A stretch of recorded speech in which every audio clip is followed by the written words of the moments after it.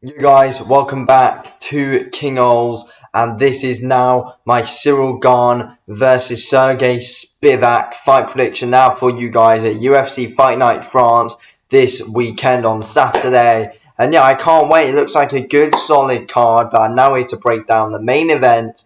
How do I think it's going to go? What am I predicting? Let's get right into it. So obviously, we got Ciryl Gane, who is coming off of a loss to Jon Jones in his world heavyweight title fight, which Ciryl Gane was basically really scared to throw in, if we're being honest with you. He was scared to throw because of that real good takedown threat from Jon Jones, which was going to be there. As soon as he threw, he overswam one. Jon Jones was able to take him down, do his stuff on the ground, submit him in basically a few seconds of taking him down. So, what we know from Gane is he's really good on the feet, puts his combos together well, hits really hard. That's it. He's very one-dimensional, Ciryl Gane. That's the thing with him. With Sergey Spivak, he is fairly well-rounded, to be fair. And, obviously, there's a good, solid takedown defense there from Spivak. He's good on the feet as well. Can he match Ciryl Gane on the feet? I don't know. I think Ciryl Gane has a bit of an advantage if Spivak wants to keep it on the feet, but I don't really see Spivak wanting to keep it on the feet though. But I do feel like he can compete with Gane on the feet though, if he did want to. But Gane has the advantage. But surely, in my opinion, Gane has to be working on that takedown defense and what he does do on the ground. He needs to be working on his groundwork. He needs to be working on his grappling. He needs to be working on his wrestling. If we look at the two Ciryl Gane losses, he lost to Francis Ngannou.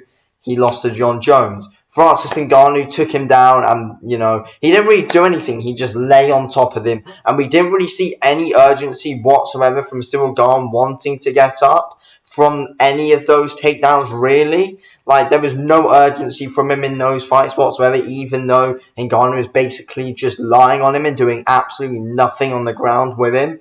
Jon Jones, he obviously took him down, submitted him straight away. That and Ciryl Gane, he can't grapple, can't defend any submissions, can't defend any takedowns, really. He can't. Sergey Spivak, let's be real, there's going to always be that takedown defense there. He's going to be feinting a lot. I feel like, Spivak will want to do a bit on the feet, then eventually shoot the takedown, which he will probably get first time. I don't really see Gane being able to defend the takedowns. And once the takedowns have been made from Sergey Spivak, Gane's in trouble on the ground. And what I don't get is why Gane is actually the favourite for this fight. Because in my opinion, I don't actually see any way Ciryl Gane wins this fight. If I'm being honest with you, I don't see any way Gane wins. The one way he does win, but I can't see it happening at all, though. He needs to get Spivak out there quickly. But there's going to be cautiousness like there was in that Jon Jones fight, whether when am I going to throw? He needs to pick his shots well. But I don't see him doing that, though. Spivak's not going to be messing around. I feel like he will go for that takedown and will deal with Gane very easily on the ground, if I'm being honest. He will deal with him very easily on the ground, to be honest with you. And Gane won't really have any answers for him, in my opinion. If you look at when Gane is his most confident in the octagon and when he is his best, when he looks his most dangerous, is when he is against a striker, because not many other heavyweights can really, strike with Gane. And Gane's one of the best strikers at heavyweight, to be fair. Gane, he looked good against Tuivasa, because Tuivasa, that he doesn't wrestle, doesn't take him run down, he doesn't really grapple too much.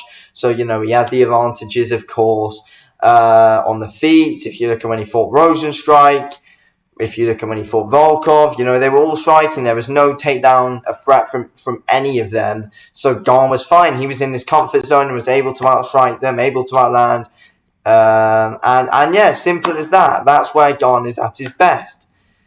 Spivak, if you want to beat him, you need to be light on your feet. Gane's fairly heavy on his feet. If you want to beat Spivak, just look at how Tom Aspinall dealt with him. Simple. That's what you need to do. Be light on your feet, feinting all the time. And Tom Aspinall's got good takedown defense. He's good on the ground as well. And, Tom Aspinall's probably the most well-rounded heavyweight. Him and Jon Jones are the two most well-rounded heavyweights. Blachowicz is good as well. Spivak's good as well. But yeah, Gane, he's too one-dimensional for my liking and will lose this fight probably. And I do see Spivak winning this fight, to be fair. And I won't be surprised if Spivak wins this fight inside the first round, to be completely honest with you. I feel like Spivak's going to make easy work out of Gane. He's just more well-rounded. Gane's going to be out of his comfort zone in this fight. I think it's a bad fight for Gane to take. Coming back off that defeat against John Jones, he's going to be having back-to-back defeats. It's not a good fight to take. If Gane wanted, I feel like if Gane wanted to come back and fight someone who's well-rounded like Spivak, then he needed a lot more time. Like he fought in, I think, February against Jones and lost. Now it's August. Well, it's going to be September when they fight, but, I feel like he needed more time. Like, you can't suddenly come back in after a defeat like that. Expect to come in with someone where there's a massive takedown threat, someone who can properly wrestle in Sergey Spivak, and just do what he does. Like, you look at that performance against Derek Lewis. Derek Lewis is only a striker, took him down easy. Well, yeah, like, Spivak's not losing this fight. He's not losing this fight. He's going to take Ciryl Gane down round one.